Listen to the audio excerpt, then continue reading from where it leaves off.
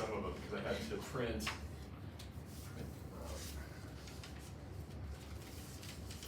So each, like each problem in general will be 5 points. That way the longer, I used to have like one fixed score for all my assignments, but then it's like if you do a long one, it counted the same as a less long one, and that never seemed right. So I'll fix this. Let's see, who's this? Is this transition? Yeah, okay, cool. Let's say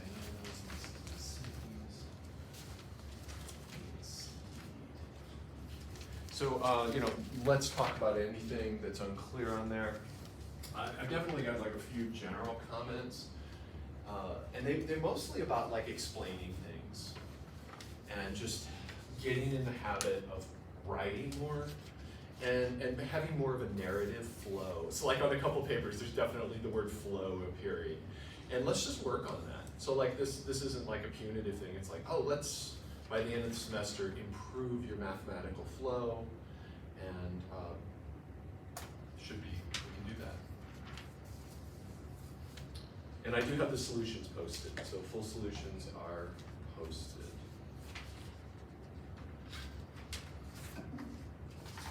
Anything on there you want to talk about, friends? Sorry about the wait on those two. Anything you'd like to talk about? Put that assignment.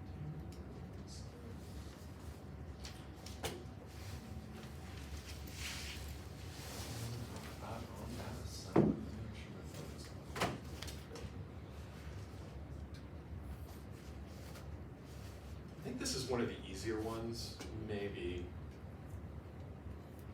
Hopefully we know. Good. Yeah. You do know. Totally. Yeah, absolutely. Chapter 2, number 10. So it was one. Chapter 3, number 10. 1, 4, 8, 9, and 10. Yeah. Absolutely. Yes. Oh yeah, this one's kind of fun. Oh, my good pens. Okay, let's hope for the best. So number 10, we've got this set E, A squared. Bless you. A, B, bless you again.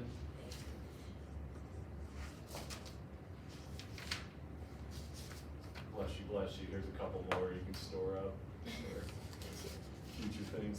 So we have a group, and we know this is a group.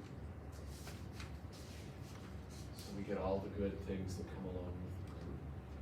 And we know that the order of A is 3, the order of B is 2, and that BA equals A squared B.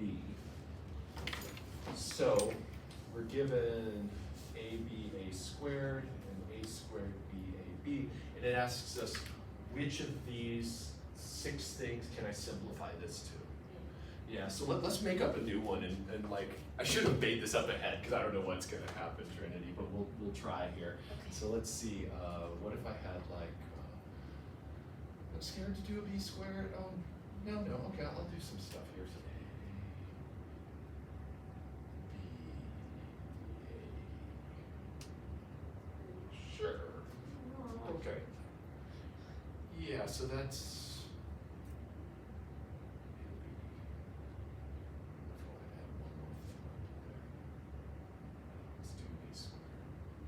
I want it, it's pretty much that. Okay, so let's not do that. I'm trying to make it at least so you have some fun and can explore the rest of it. So this is really key information right here, because this says to me what? What does that tell me about A cubed to Z? Yeah, so I would immediately kind of translate this stuff into useful facts, and then this is just some weird relationship that we'll hopefully be able to pull out. Notice there is no BA up here. And that's because this element is actually the same as BA. So when I come down here, I would start first, let's see. In these, we don't really have any awesome things like A cubed and b squared, right? If those were in there, we would, yeah, just knock them out. They would become e's. Do we know this group's we don't know this is abelian either, right? It does not say. It does not say. That's cool. So we have to be very careful about what we do. So for this one here, do you see anything that maybe I could do? Anybody? Some simplifications we could make. Let me grab an eraser while we're thinking about it.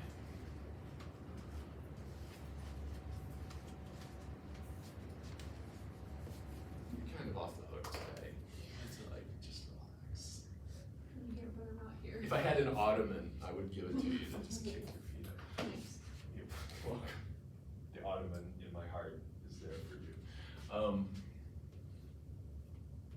So look at these first. Do we see anything here that we can maybe mess with?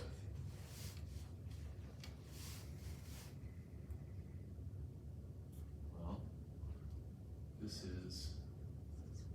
that's that, right? So, so right off the bat, I could pull a b squared out and call it e. And I'm just gonna mess around. You don't really know where you're headed. You're just gonna like try to use these relationships to come up with some things. So then this is E, B, A, B, A. I don't need to put those little dots. It's Baba. So that's just Baba, because the E. Anybody, any of you played that game? It was like a mobile game, Baba. It's this little sheep. And you played like with the rules of the world. It's amazing. Anyway, what else could I do now? What do I see? So check it out. I don't have any powers of A or B, so can't really kick to here.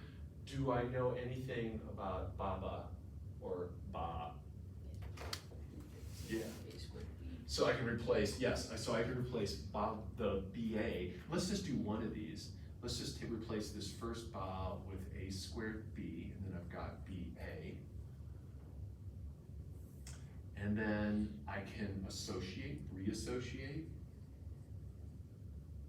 So I really just get that, right? And I don't even need to do that. We can just kind of have a little bit of fun like that, yeah? What else? Now what? B squared is E. And then this is, so what do I simplify to? E, perfect. So that's the game you need to play here. And I did get one of those elements in that group. So like in this one here, you know, there's various things you could do, Trinity. Like this one here, to realize, be looking for this. Yeah. You're right. So like this one is ABBA A. Yeah. And then I got a BA, and then maybe some cool things will happen there. Here I've got a Ba, and I can just take that Ba and see, and then I'll get like an A to the fourth, and that's the game that needs to be played here. It's not too bad. Any other questions on that?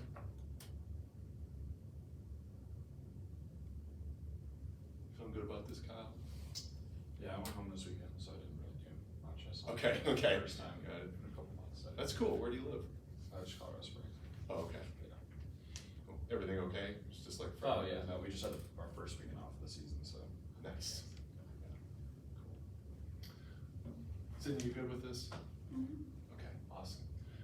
Anything else on that assignment?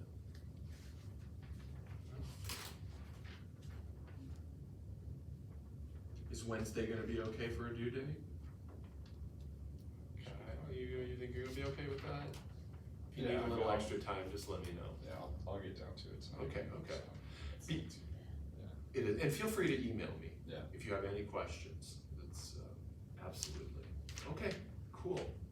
I don't have a new assignment for you, so congrats, all of us, I guess, in some ways.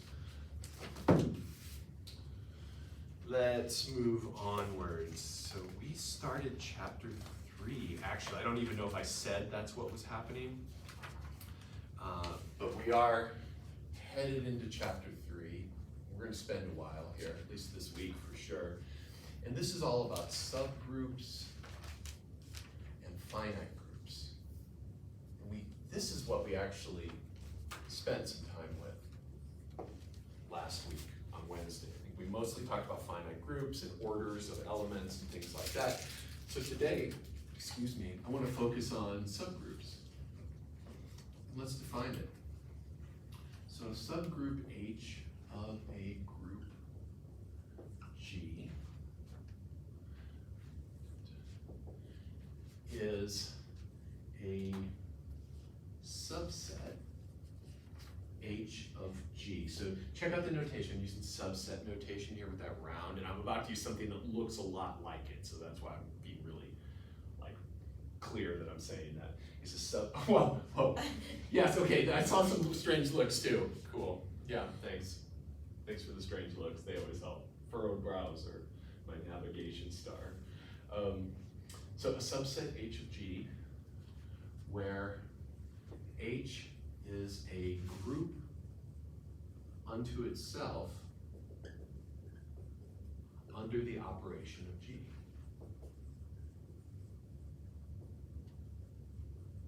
So you just take some little collection of things from the group and they're closed under that operation. Like you can't get outside of it. They're kind of a nice little universe inside the main group. And what we would write here is H is a subgroup. So check it out, it's less than, it looks like less than or equal, but now it's a whole new thing. H is a subgroup of G. If I wrote this without the equals, it's almost like strictly less than, it means a proper subgroup. So this is H is a proper subgroup of G. In other words, H is not equal to all of G. That would be a very interesting subgroup if we just said the subgroup is the group. It would be, that is a subgroup. It's like the lamest subgroup of all.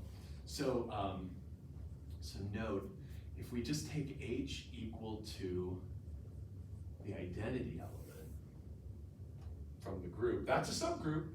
It's got all the good stuff, everything's in there. It's just pretty boring. It's called a trivial subgroup. And then H equals G is also a subgroup. And this is the lamest subgroup. I don't know who's gonna write that, but it's a subgroup nonetheless. Just keep that in mind that it could be that. And sometimes it's really important to know it's a strict subgroup. This is not a technical term, lamest, by the way. So let's get rolling. Let's take a look at how to determine if something is a subgroup. So we've got these tests.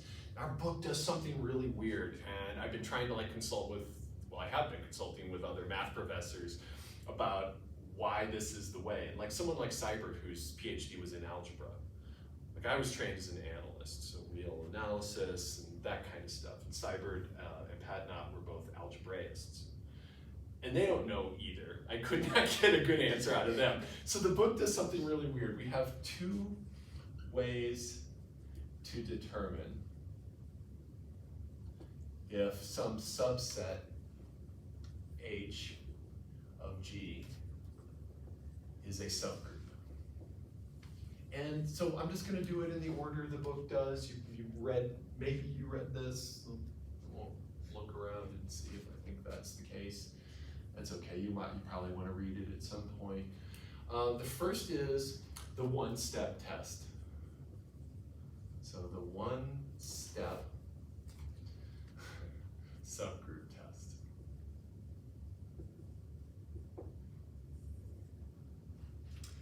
And everything is this weird. This is actually 4 steps. So it's a very strange naming convention, but well, we'll get it down. Let me make sure I get all the right hypotheses here. So we have G as a group. H is a subset of G, could be all of G, but H is also non-empty. And here's the test. If A, B in H, so if A and B are in H, then AB inverse inverse is also in H.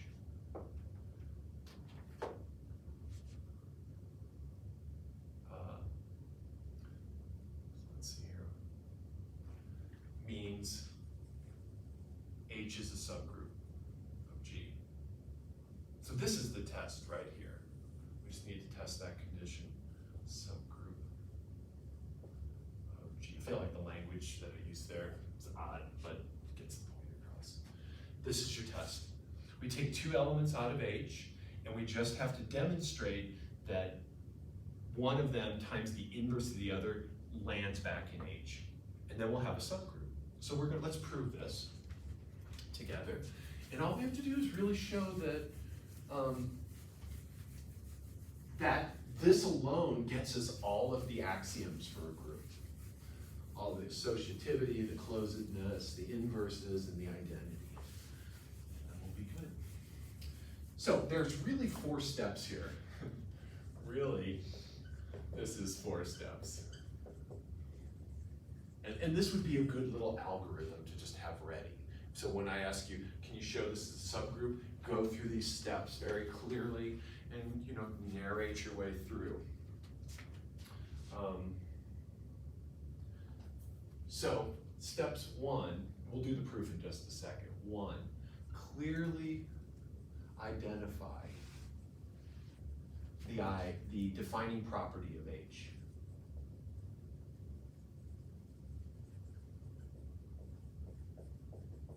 That'll always be given to you, so that sounds a little nebulous right now, but we'll get a lot of practice with this today. So you would state that, like, here's what it means to be in H. And then 2 is prove defining property. How about we insert a P here? Call P that property. Prove the identity has that property. Prove the identity has property P. And what this is going to get us is that H is now non-empty. This will show H is non-empty. So we'll have something in H. We have to have the identity in there. If we can't get that, nothing else is going to matter. And then step 3, we assume that A and B satisfy P. And these A and B, let's just put in H. Oh, no, this does get them in H, sorry. Assuming that A and B satisfies P means they are in H. What is that word, satisfy? Sure, okay. Satisfy P, i.e., and I'll put my little notes here, A and B are in H, so we assume they're in H. And then 4, use assumption 3 to show AB inverse has property P. This really makes it simple. Really, it looks like a lot, but in the end it flows very quickly and naturally. So we'll come back to this, but this is what you need to really think of as your one-step subgroup test.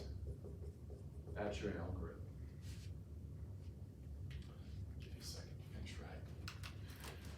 And then let's prove it. Let's prove that simply having that conditional satisfied gets us a group out of H. So proof.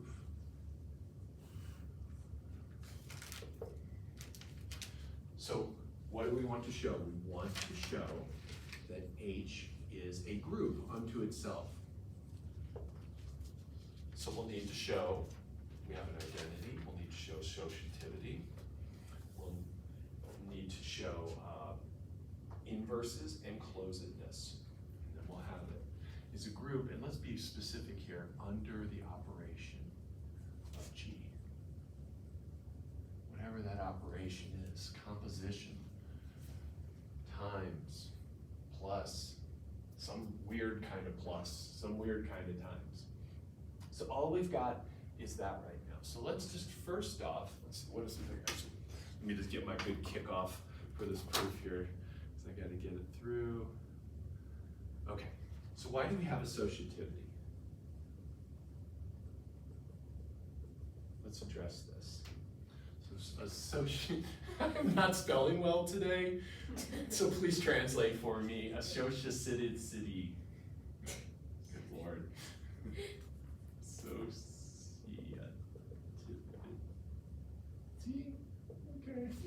Yeah, something like that. That looks all right. It's definitely better. So, associativity. Why does the operation of G give associativity to the elements of H? And that almost kind of answers it. Why is that? So I've got, and maybe I gave it away and made it too hard because it's staring us in the face. So I've got this operation of G and I've got a collection of elements from G. Why do I have associativity?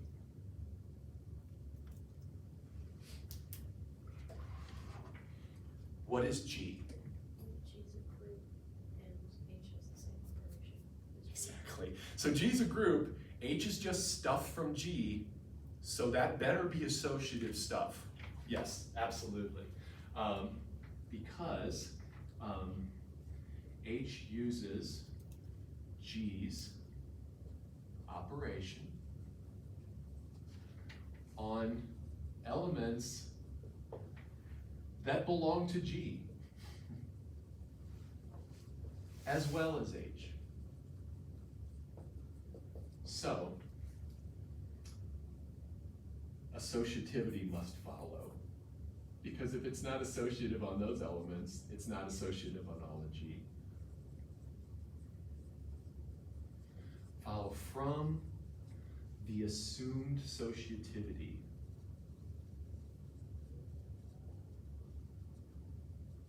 from G. That's a lot of words, but sometimes it takes a lot of words to just say something. And actually sometimes it's less painful to use more words. Does that actually make sense, that sentence? Can anybody think of a clearer way to say it? Because that, like Trinity, you probably can. You straddle different worlds, like, right? Like your math and English. Okay, you don't have to either. Yeah, okay, yeah, fair enough. Let's not. All right, so that's associativity. How about identity?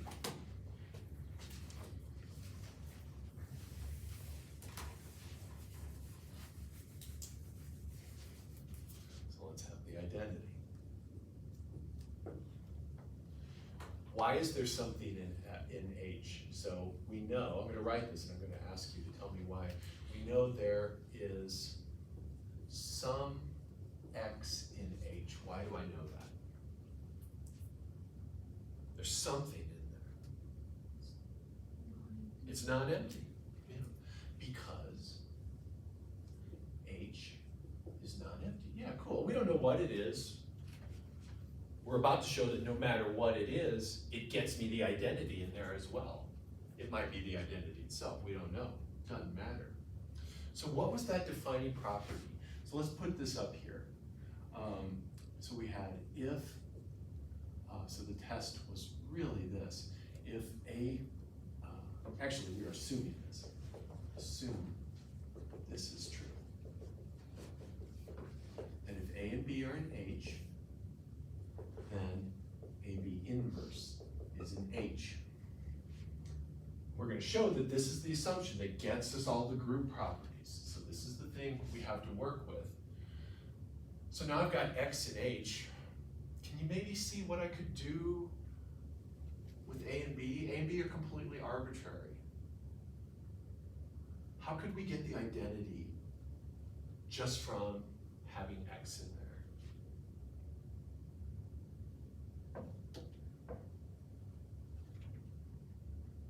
Do A and B have to be different elements? Not necessarily, right? What happens if I let A and B both be X? What do I get?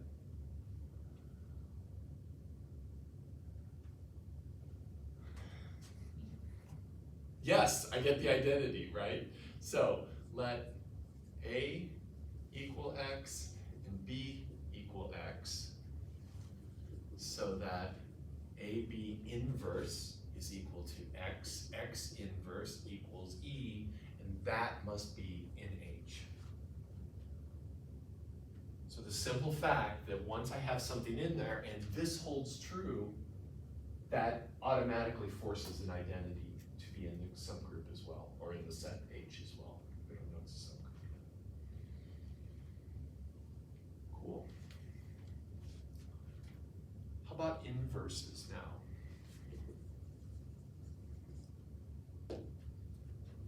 Identity, inverses. So given some X in H, we need to show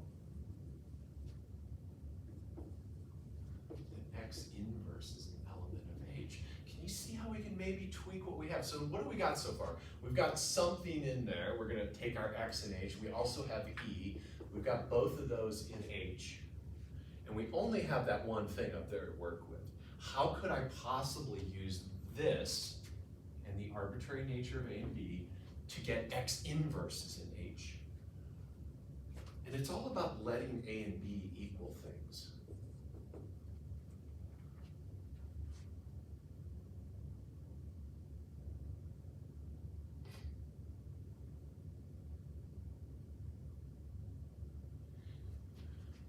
So what would make, let's think about this, what would make this true? A is the identity, B is equal to X. Right on, Kyle, solid. So let A equal the identity and let B equal X. Then by our hypothesis, so that by our hypothesis, AB inverse is an element of H, i.e. E times X inverse is an element of H, and that implies applying X inverse is an element of H. So we got that now. See, there's nothing super deep going on. It's kind of just manipulation of these things. So we've got identity, we've got inverses, we've got associativity. What's the last thing I need that I haven't really addressed? What do we need for a group? Closure, beautiful, absolutely. So the last thing we need is closure. I'm going to keep these steps up here because we're about to use them. We're about done with this proof. So the last thing is closure. So let's take two elements out of H. Let X and Y be elements of H. How can I use that property and everything we know so far to get a X, Y, and H? Can you just take a moment and see if you can kind of finagle that hypothesis?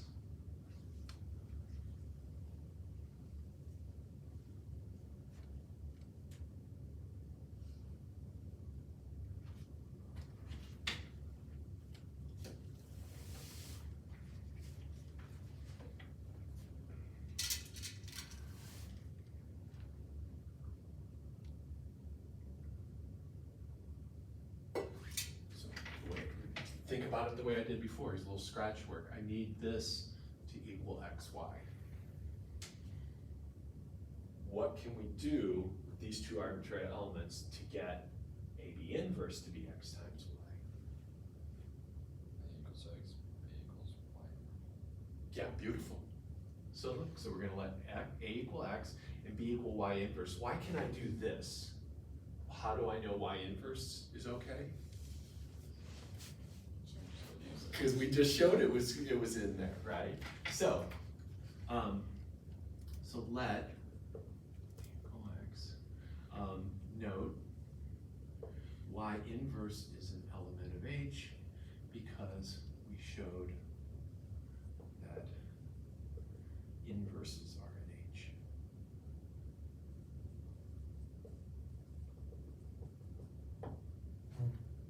Then, by hypothesis, AB inverse is equal to X, Y inverse equals xy is an element of H, and we have closure.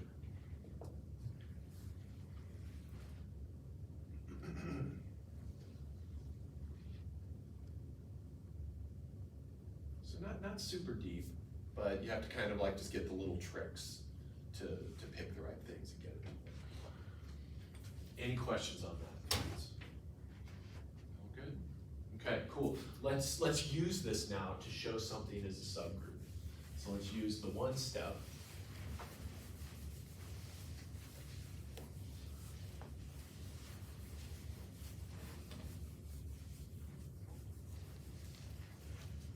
Out of curiosity, did anybody pay too much for their book for this class?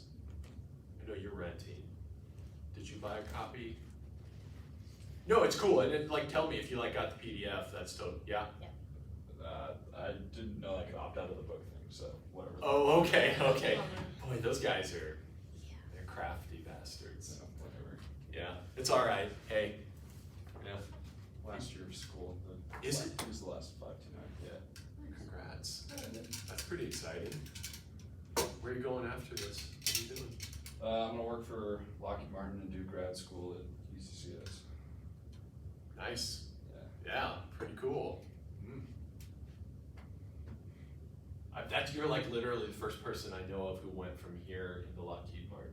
My mom, dad, and my stepmom all work for Lockheed, so That'll do it. yeah. Yeah, pretty nice, easy in there. nice, that's awesome, cool.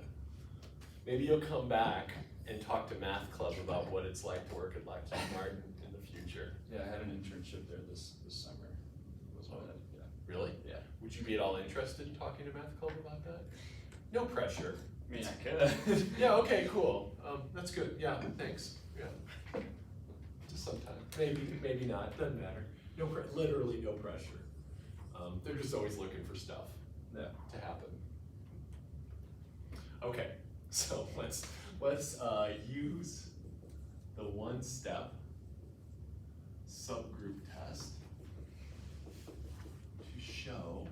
I think the one I wanted to show here was one we messed with on the last homework set. Yeah, to show that if G is a group, is an abelian group, that's really important here. With identity E, duh.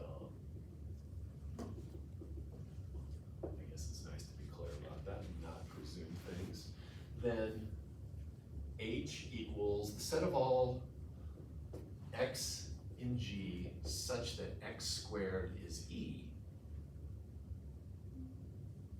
is a subgroup of G. You remember we did this with on the last homework with the dihedral group? Yeah, and then we also did the other one where we took the squares of everything. But this is all basically you have the Cayley table and you have X, and it's all the elements that produce an E on the diagonal. So that's really what we're looking for. What is the order of these elements? So everything in H has order what?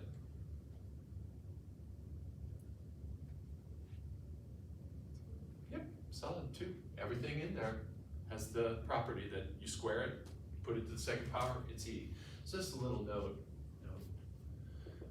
H is all elements of G with order 2. Just to practice thinking about those things, that's all. So, subgroup test. Property P, so let's go through these steps. Clearly identify the defining property. So P for us, let's do this in a proof. Actually, let's write out a nice proof, because I don't think I've been putting enough examples of what like a nice full proof would look like.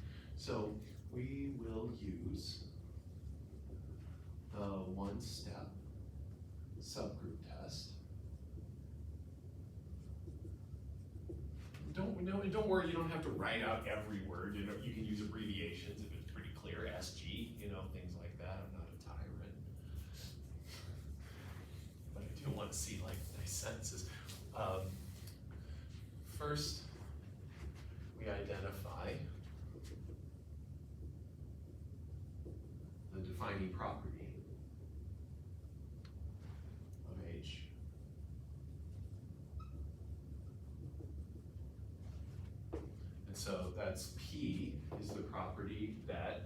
you're in H if your square is E. And it's literally just given to us up there, and I'm just kind of saying it again. P is, X is in H if, I'll put an if and only if, X squared equals E. So this is, put it out nice and clear like that. A little sentence, nice statement. So that's one. That's usually the easiest part. Part two, prove the identity has property P. So we need to show, let's put this down here. E has property P. Does it? And why? And you probably don't have to think too hard or deep on this. No. E squared is E, right? So cake, nice. Since E squared equals E, we got that. Next thing we need to show, assume A and B satisfy property P. So if A and B satisfy property P, then what would that mean about them? Well, then that means that A squared equals E and B squared equals E.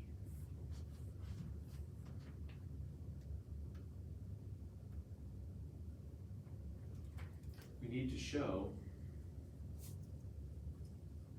that AB satisfies P. What would that mean?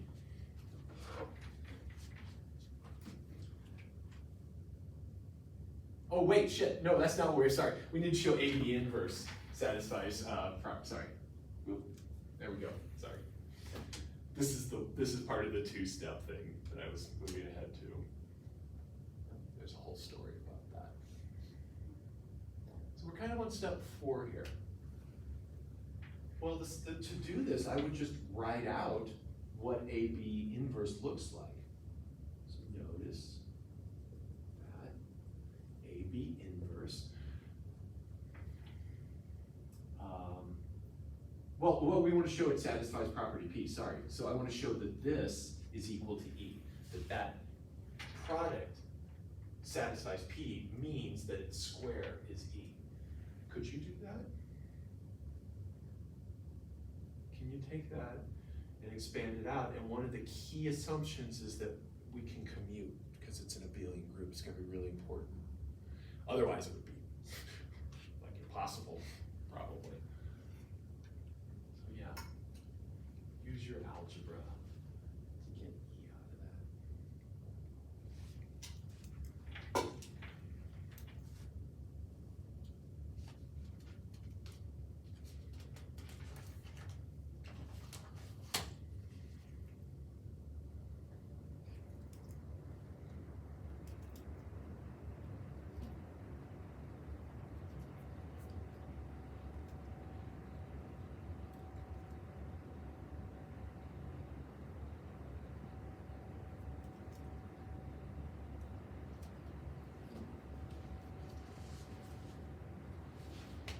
Sounds like you got it, Kyle.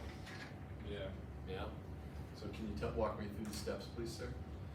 Yeah, so since it's abelian, you can do A squared and then B inverse squared, right? You can do that. Yeah, yeah, totally. So we can get there. Yeah, if it wasn't abelian, we'd have to write it all out, but Yeah. I completely agree with that. Is everybody cool with that? Yeah. And then we know that property P says that any x squared equals E, so both of those are equal to E, so you have E times E. Yeah, we don't have B inverse in H yet, so there's like you're right, but we need to do one little extra tweak first. And here's the tweak. So if I had B inverse squared, how do we feel about this?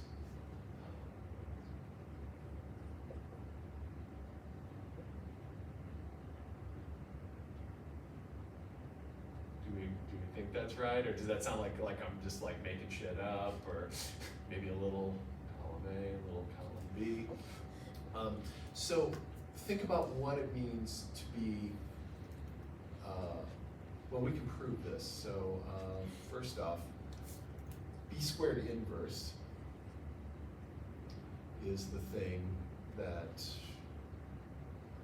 let's see, so b squared inverse would be this element q that gave me e right here. And so multiply each side by the inverse, so this is going to equal, oh, yeah, here we go. I can prove this for you. So multiply each side by b inverse, and you get b inverse that, q equals e times b inverse, and then this simplifies to be q equals b inverse. Do that again. So when you do b inverse, you're going to get just q equals b inverse squared. And by definition, this thing right here, if that times b squared is e, that is literally the inverse of b squared. And I just kind of showed that really it's the same thing as b inverse squared. So you can kind of, if you have the inverse to a power, it's the power to the inverse, or the inverse of the power or something like that. So that's the only step that's missing here, Kyle, and it's something we can assume from here on out. But everything else you said was solid. That this is going to be a squared times b squared inverse. And the only reason I did that, Kyle, is because the only thing I really know is that b squared is e. Yeah, so I had to get that in there first to be really clear. So then this is a squared, e inverse equals a squared. And that's equal to e because I assumed a squared was equal to e. So that's it. So somehow you just need to get from here to e. And there's multiple ways, but they all look about like this, I'd say. So we're done. So I would just conclude here. Since H satisfies the one-step test conditions, it is a subgroup. Nice little conclusion. Just letting the reader know, here's what just happened in case you forgot. Because you got all bound up in my computation or something like that. And then, and then you, with all your proofs, you want to have some kind of little like, ta-da, you could do that, or I usually just do this, but I think in like the logic and proof book, it's a little square. Come up with your favorite like power stamp. Sigil of power, demonstrating you have just kicked logic's ass.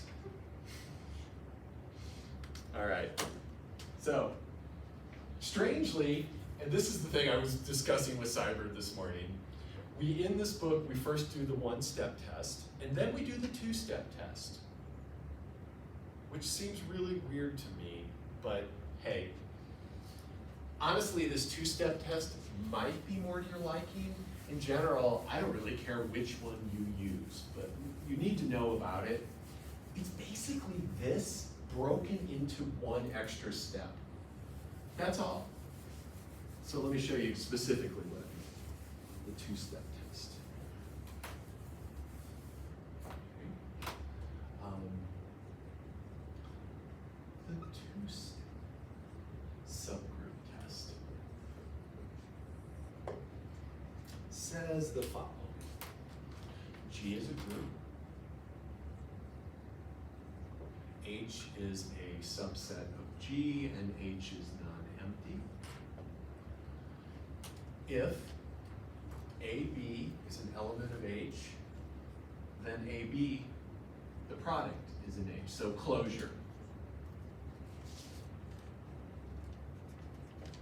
Then, if A is an H, then A inverse is an H.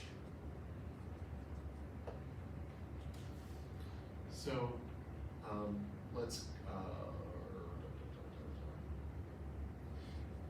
if these two conditions, let's call it 1, 2, if these two conditions are satisfied, H is a subgroup.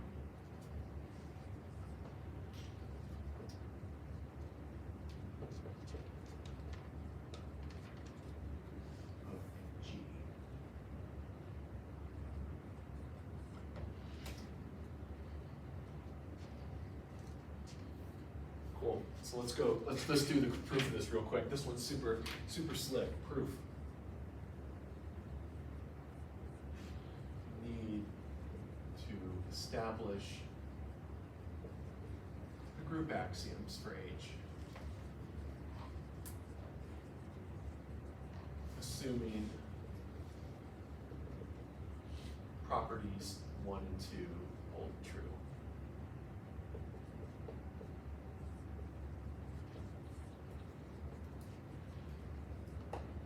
So, group axioms.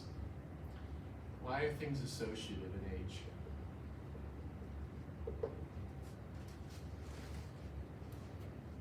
We've been here before, roughly 20 minutes ago. Why is stuff in H associative?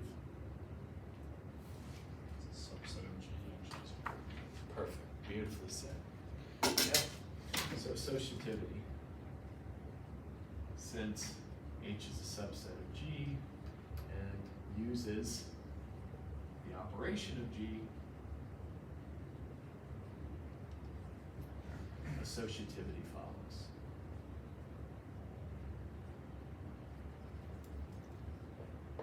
Cool. Let's do a nice easy one. Why is it closed? Why do we have closure? Because why?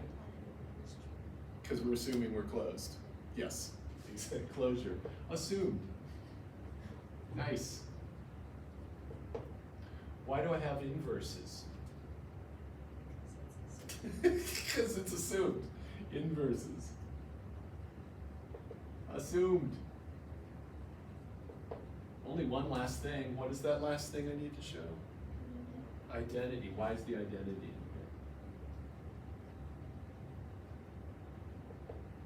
This we have to write a little bit here. Tiny bit, but other than that, pretty slick. Can someone tell us how to get E in this group? So it's not empty, we got something in it. Let me get you rolling at least.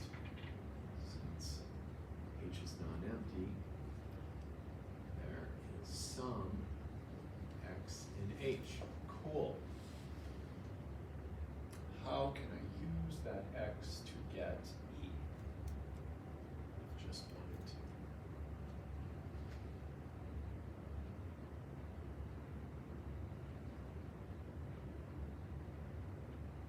Can you use the first one and let X equal, or I guess both of them, and let X equal A inverse? Yep, solid. That's it. So we'll use this second one first, but you're right, because you started seeing that and you're like, oh, I need to get the X inverse. But yeah, exactly, Sydney. So let's put this right here. So flowing a little bit more. There is some X in H. By property 2,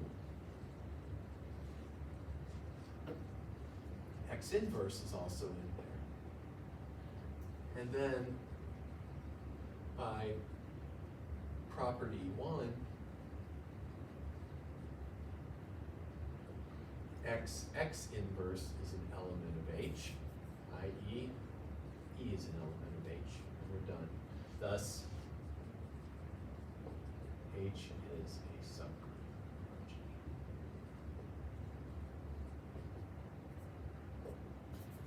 Cool.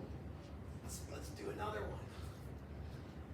Kind of the same. We're going to use the two-step test now. And I kind of think this one is easier because it breaks down. So like, look at this other one, the one step. Basically, you still have to show inverses, and then you have to show closure. So this just breaks it down into two things. This is like, I don't know why, I don't quite understand the motivation. I'm not an algebraist. The algebraists don't seem to quite understand it.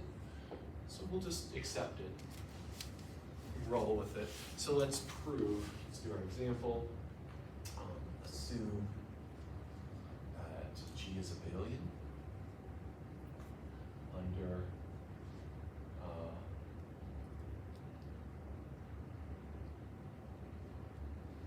the G is abelian. We don't need to know what that is. With identity E. Let's let H equal x squared, the collection of all squared things from G. So this is literally the diagonal of the Cayley table. So let's put that out here, right? What we are looking at now is all of these things. So this is in H. So H equals the diagonal, just so you have a little intuitive understanding of the Cayley table. It's a little bit of the inverse of that previous one. The one we had before was all the things who produced an E on the diagonal. Now we're just saying the whole damn diagonal is a subgroup itself. So let's use the two-step test here. And it's basically the same thing. You still need to identify the property P. So let's go through this together. So, and I'm going to put kind of the instructions in this proof so that we have them all together, knock out two birds, and so forth. We will use the two-step subgroup test.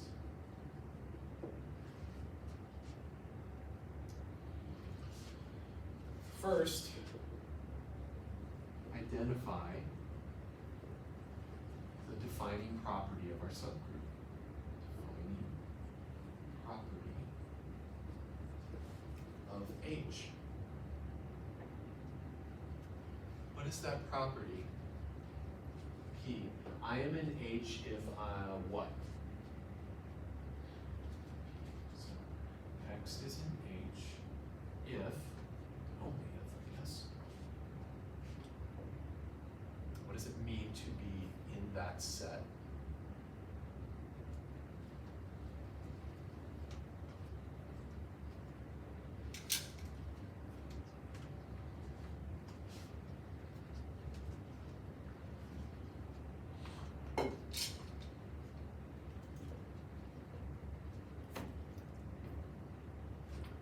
Things on the diagonal look like, right? So all these things. What does it mean to be in that diagonal?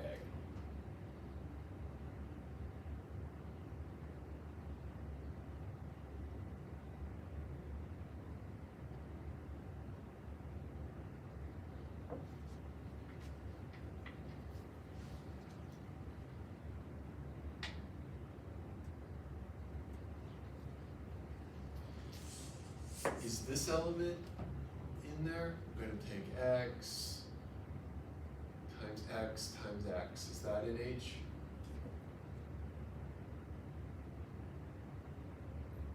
Why not Trinity? Yeah. Because x squared. Yeah, so I'm in H if I'm the square of some element from G. Everything in here is just the square of some other element. It's some element times itself. If and only if x is equal to, let's write this out in words, the square of some element from G, i.e. x is equal to y squared for some y in G. We'll get a little more technical. So first we'll just put that intuitive. Does that make sense? Let's just stop. Please let me know if you're following.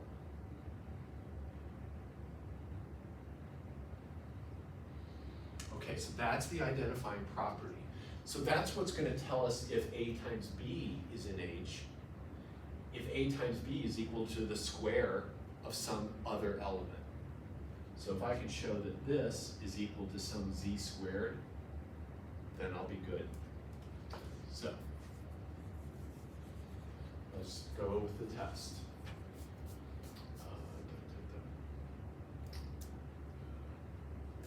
First we'll show property 1, or condition 1 holds, i.e.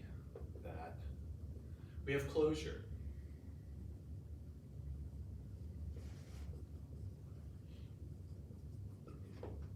In other words, and let's put this up here because this is what you're going to have to do, i.e. if A and B satisfy property P.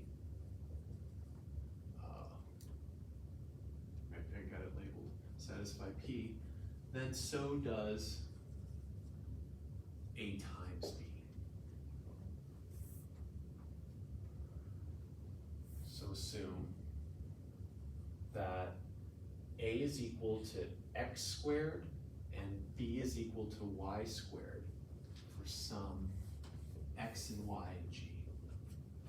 That's what gets you into that group, that's that subset, because you're the square of somebody else in the bigger group. Can you help me see that A times B? Can you even just imagine what A times B is the square of?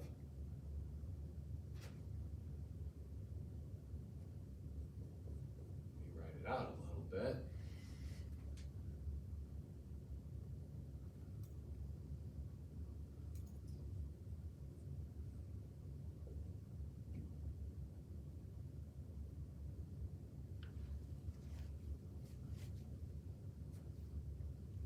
Remember, we're abelian, so we can flip things around. Kyle used this before. What do you think, Trinity? Just x, y, right? Yeah. It's like not deep, right? It's just like kind of right there, and you're probably looking for something a little deeper, but it's not. It's just right on the surface here. So AB is just x times y squared. Y is xy. And xy is in G because what? Because the group itself is closed, because G is the big group and it's closed. Because G is a group and hence closed. So now we've got that. We've got property 1, rocket. Can you do 2? I'll leave you that. I'm gonna run to the restroom real quick. But I ask you to show this property next, and then we're done. That's it.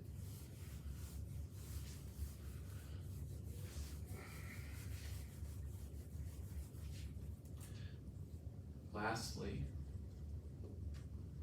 we need to show this, i.e., if A satisfies P, then A inverse satisfies P. I'll be right back. Don't look too far. We've kind of done the computation for this.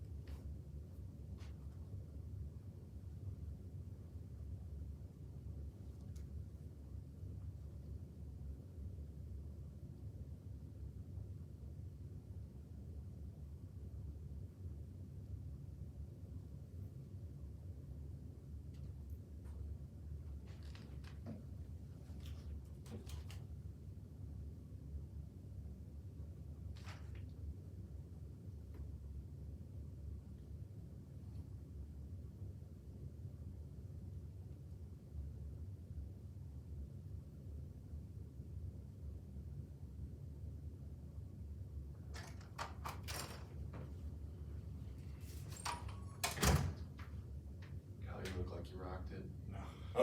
Okay, sorry. Take confidence in this fact that you know, you look like you rocked it even if you didn't, so you're really presenting well for sure.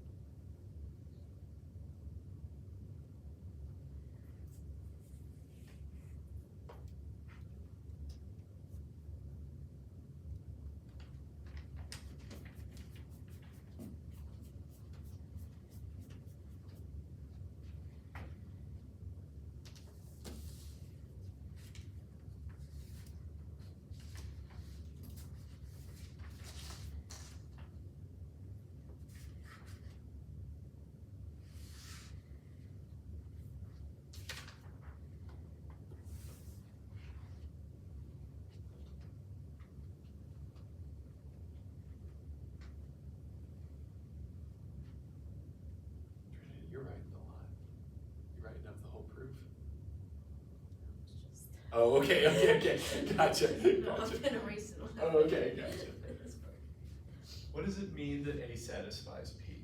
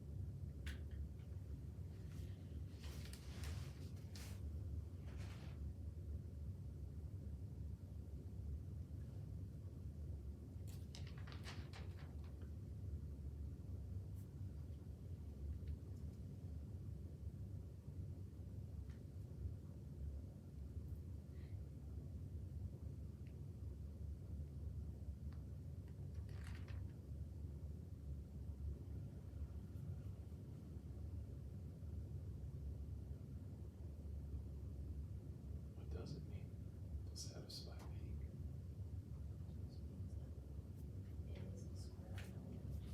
Beautiful. So they're like, let's just start writing this stuff out, and even just putting it down can help. So A is equal to x squared for some element of G. X. Got that. And then maybe do a little scratch work, over here. You're just like, what do I need to show? What would it mean that A inverse satisfied P? So I would need to show that A inverse equaled something squared. That's what I need to show, that A inverse is something squared.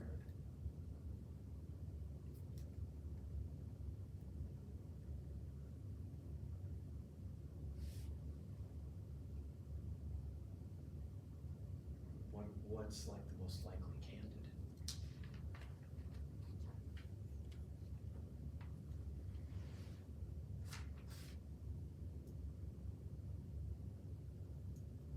We used that thing earlier where you do switching of the exponent, so A inverse equals x squared inverse, and then you can toss the inverse inside. Perfect. So, yeah, That's beautiful. That's it. That's it. Nice. That's all. That's what you got to do. So, listen to this. So, A inverse is equal to x squared inverse. Now, you just start doing the computation. That's what you're suggesting, Kyle. And that's exactly the way to go. And this is just x inverse squared. Same thing we did last time. Why is x inverse? And x inverse is an element of G because why?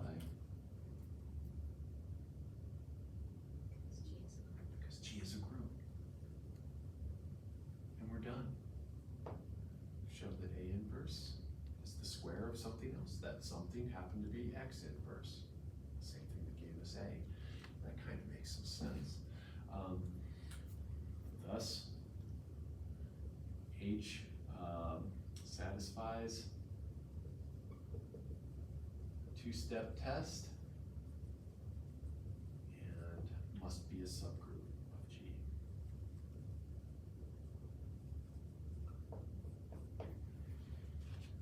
That's it.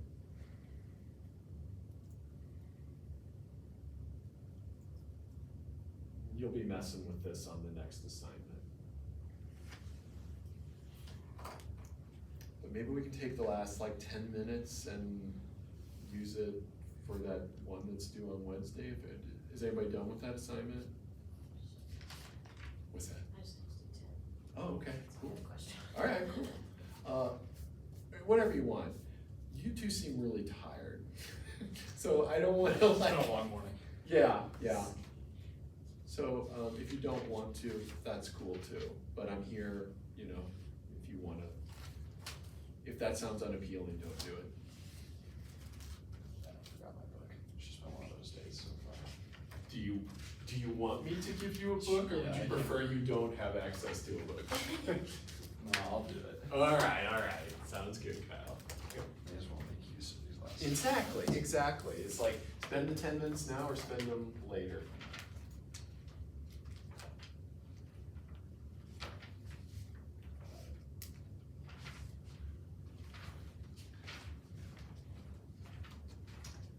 Because you were on jury duty. Yeah, sorry, I don't have more jury duty for you. We did this like a little pre-test at the beginning, not for a grade, it's just like for assessment and stuff.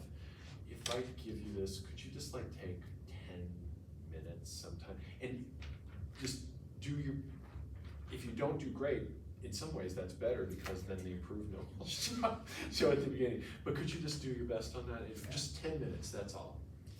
And not right now or right now, but whatever. It wouldn't go well if I did it right now. Yeah, I think not. Yeah, a little less post-birthday wouldn't hurt. But if you could get that to